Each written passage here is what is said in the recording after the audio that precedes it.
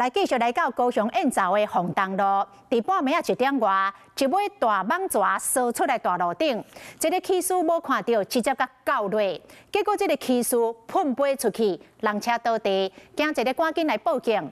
讲这尾大蟒蛇3米长，50公斤重，出动4个壮丁才顺利甲抓起来。因为这种大蟒蛇主要是分布伫个东南亚地区。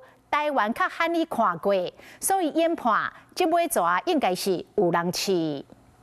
3月初4半暝1点外，骑士骑奥特曼，然后雄雄去搞着物件，当场人甲车拢摔伫涂骹，事后回头看，这尾壮大条的蟒蛇伫车路顶扫，看到这个画面，骑士是带一个正大个，第一时间相关单位接到通报了后。 它尾巴在这边，它的头呢？不太大。它尾巴我抓住了，我抓住了。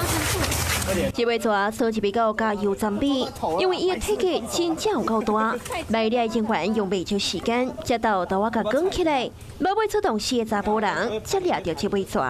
挺意外的，那么大条，急刹也会有意外。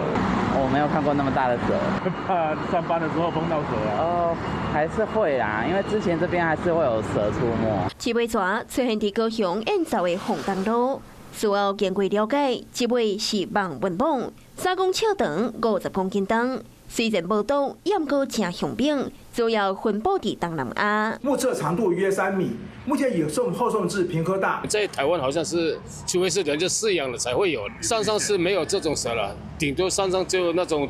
大部分都是毒蛇，还有青竹蛇。从小到大没有被人看到，有点机会太小了，可能是人家养着，那不晓得因为怎么样跑掉。去年到3658件掠出案件，一直到今年止过，也有111件。